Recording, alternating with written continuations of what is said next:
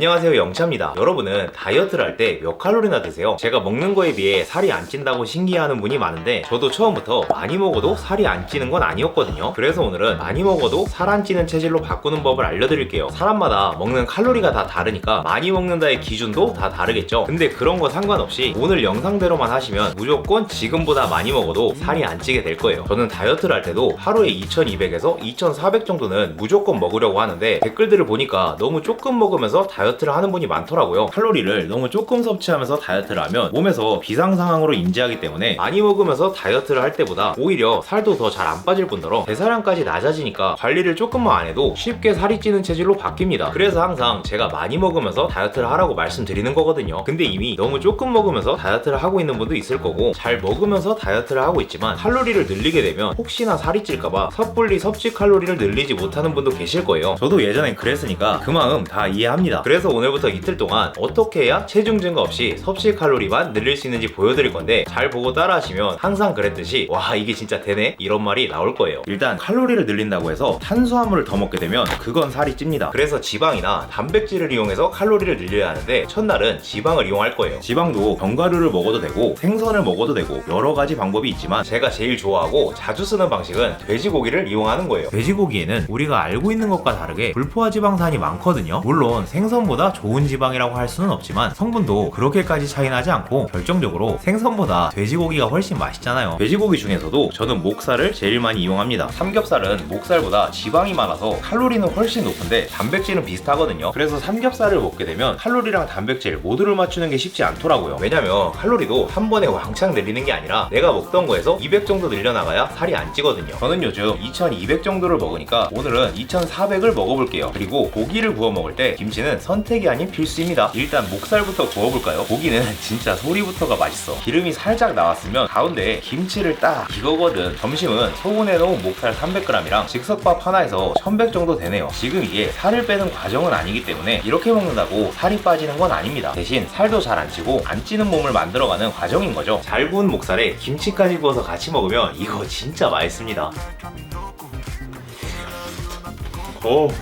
진짜 칼로리를 지방이랑 단백질로 늘린다고 해서 탄수화물 양을 줄일 필요는 없습니다. 탄수를 더 먹지 않는다는 거지 먹던 양은 유지를 해줘야 돼요. 여러분은 고기를 먹을 때 한 번에 얼마나 드세요? 저는 물리지만 않으면 1kg를 먹어도 배가 고프더라고요. 혹시나 해서 말씀드리면 꼭 돼지고기만 200g, 300g 이렇게 딱 부러지게 드실 필요 없어요. 너무 맛있는데? 내가 필요한 양에 맞춰서 뭐 닭가슴살 하나에 돼지고기 100g 이렇게 먹어도 되는 거고 상황에 따라서 유동적으로 드시라고 말씀드린 거예요. 잘 먹었다. 저는 점심이랑 저녁 사이에 보통 단백질 보충용으로 간식을 먹는데 요즘은 닭다리를 에어프라이어에 돌려 먹습니다. 전자레인지에 돌려 먹어도 맛있다고 생각했는데 에어프라이어는 그냥 신세계예요. 그래서 조금 귀찮지만 무조건 에어프라이어에 돌려 먹고 있습니다.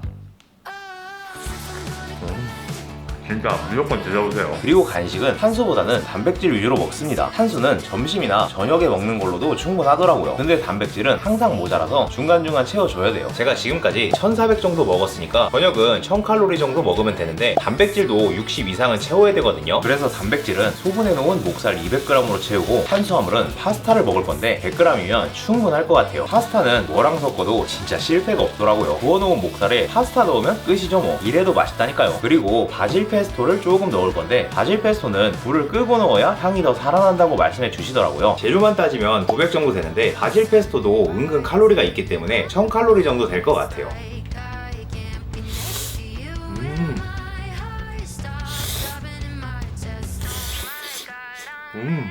장난 무서운데? 이러면 오늘 하루 칼로리는 2400 정도 먹은 거고 탄수도 150 정도 먹었고 단백질도 2g 이상 먹었으니까 오늘 하루도 잘 챙겨 먹은 것 같아요.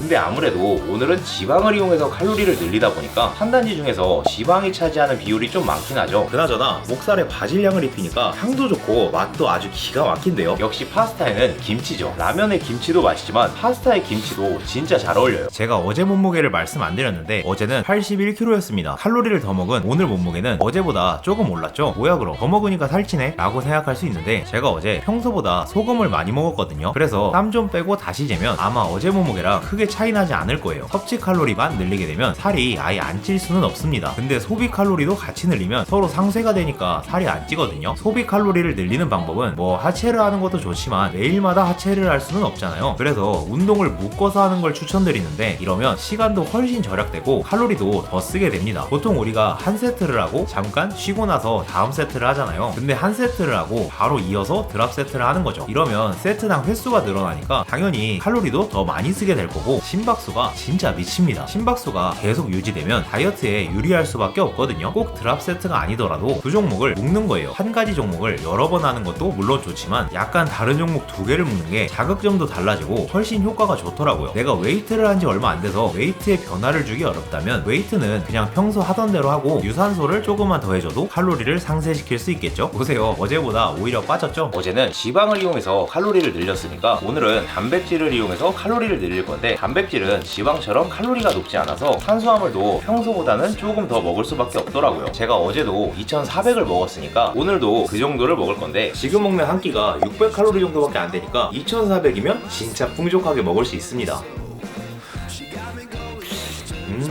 제가 예전보다 다이어트를 더 잘하는 이유가 바로 이거예요. 2400에서 칼로리를 깎아 내려가니까 2000을 먹더라도 그렇게까지 배고프지 않거든요. 진정하시네. 배가 진짜 너무 고프면 그건 인내심의 문제가 아니더라고요. 그러니까 오늘 보여드린 방법대로 대사량을 늘려놓으면 먹을 수 있는 양이 늘어나니까 식욕 컨트롤도 쉬워지고 다이어트도 훨씬 편해질 거예요. 제가 오늘 하루 종일 닭만 먹었거든요. 그래서 저녁은 돼지고기를 먹을 건데, 돼지고기는 지방이 많은데 왜 단백질에 넣었을까요? 이건 함께하다 돈다리살이라는 제품인데 한 팩에 단백질이 무려 25g이나 들어있고 칼로리도 140밖에 안 돼서 식단으로 먹기 좋더라고요. 돼지고기인데도 칼로리가 낮은 이유는 뒷다리살로 만들었기 때문인데, 돼지고기는 단백질이 많아서 다이어트 할 때 식단으로 먹기 좋지만 지방도 같이 많아서 약간 애매한 경우가 있거든요.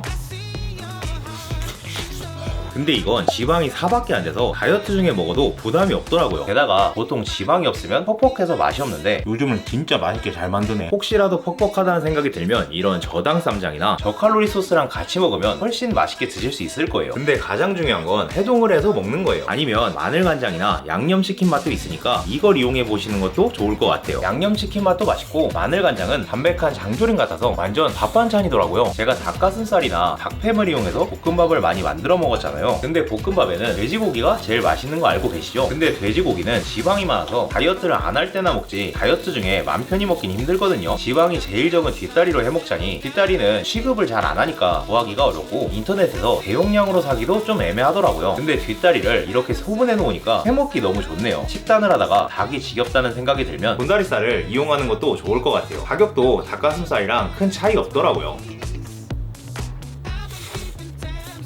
뒷다리살을 소분한 제품은 함께하 닭이 유일하다고 합니다. 근데 제가 그냥 광고만 할 수는 없잖아요. 그래서 댓글 이벤트와 할인 쿠폰까지 받아왔습니다. 관심 있으신 분은 고정 댓글을 참고해주세요. 오늘은 체중 증가 없이 대사량만 늘리는 법을 알려드렸는데, 대사량을 늘리는 기간 동안은 살이 잘 빠지지 않겠지만 늘려놓은 대사량으로 다이어트를 하면 지금보다 더 많이 먹으면서도 살이 잘 빠지는 걸 경험할 수 있을 거예요.